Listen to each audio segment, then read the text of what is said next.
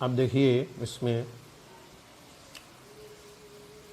धूरी भरे अति शोभित श्याम जी, तैसी बनी सिर सुंदर चोटी। अखेलत खात फिर अंगना, पग पैजनी बाजती पीरी कछोटी। वाछमी को रस खान बिलोकत, वारत काम कला निधि कोटि। काग के भाग बड़े सजनी, हरि हाथ सोले गयो माखन रोटी। काग के भाग बड़ो सजनी, हरि हाथ सोले गयो माखन रोटी। अब इसमें आप देखिए शब्दार्थ देखिए। पहले सबसे पहले हम शब्दार्थ देखेंगे।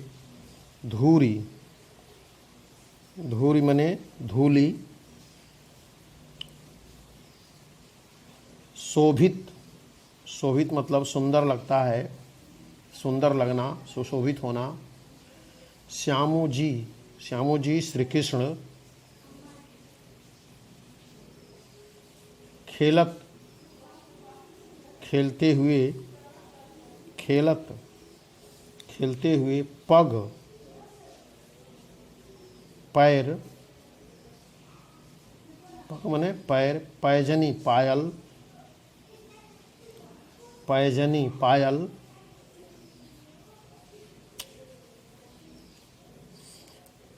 पीरी, पीरी माने पीली। कछोटी माने कच्छा। बिलोकत देखते हैं, बिलोकत देखते हैं। वारत न्यौछावर करते हैं, समर्पित करते हैं। काम कामदेव। कला, कलाओं कामदेव की कलाएं, कला। निज अपनी,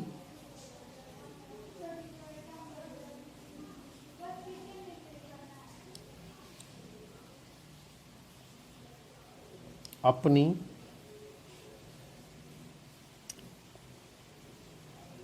काग मने कौवा। भाग्य मतलब भाग, कौवे का भाग्य, भाग मने भाग्य। सजनी मने सखी। अब इसका संदर्भ तो बताया गया है, आप लोगों को देख लीजिए। संदर्भ कैसे लिखेंगे। प्रस्तुत पद्यांश हमारी पाठ्य पुस्तक काव्यखंड के सवैया शीर्षक से उद्धृत है। यह कवि रसखान द्वारा रचित सुजान रसखान से लिया गया है। प्रसंग देखिए। प्रस्तुत सवैया में कवि रसखान ने श्री कृष्ण के बाल रूप का मनोहारी चित्रण किया है। श्री कृष्ण के सौंदर्य को देखकर गोपी अपनी सखी से उनके सौंदर्य का वर्णन करते हुए कहती है कि रसखान कवि कहते हैं कि धूरी भरे अति शोभित श्याम जू।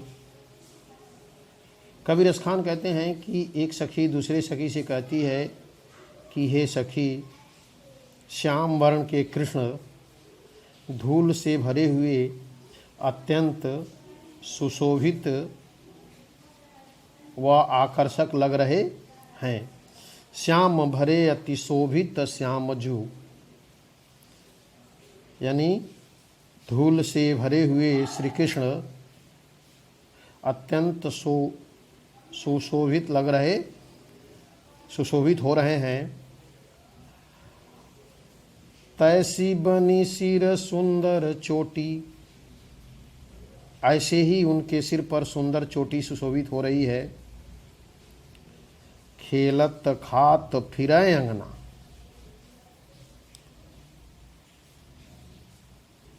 वे अपने आंगन में खाते और खेलते हुए घूम रहे हैं। खेलत खात फिरै अंगना, वे अपने आंगन में खाते हुए खेलते हुए घूम रहे हैं।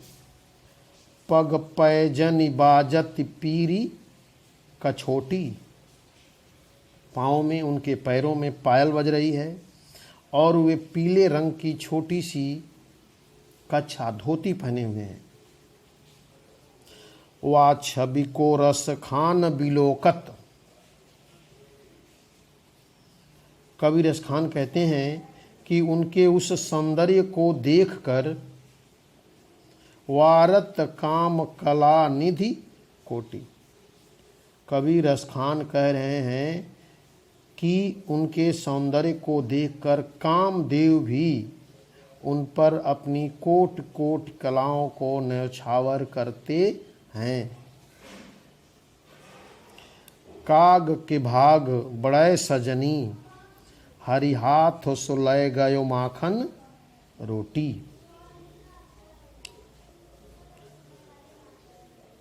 उस कौवे का भाग्य भी कितना अच्छा है जिसे श्री कृष्ण जी के हाथ से मक्खन और रोटी छीनकर खाने का अवसर प्राप्त हुआ है। अब इसका देखिए काव्यगत सौंदर्य, भाषा ब्रज भाषा है, शैली चित्रात्मक और मुक्तक शैली, गुण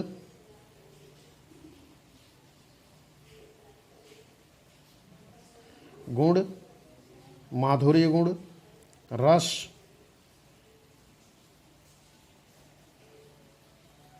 रस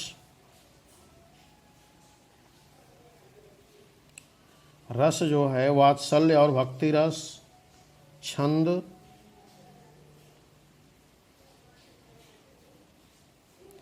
सवैया छंद,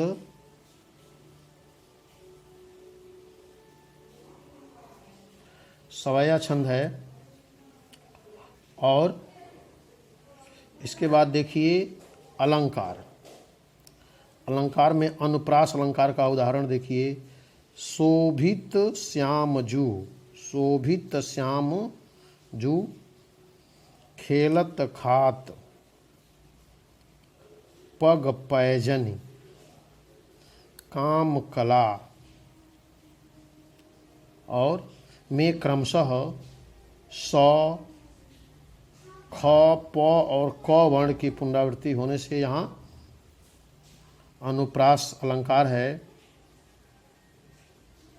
तो इस तरह से आप जो है इसको कॉपी पे भी एक एक सवैया मैं पढ़ा रहा हूँ और उसको जो है आप कॉपी पे करते चलिए कि आगे आपको जो है दोहराने में कोई दिक्कत बहुत नहीं होगी।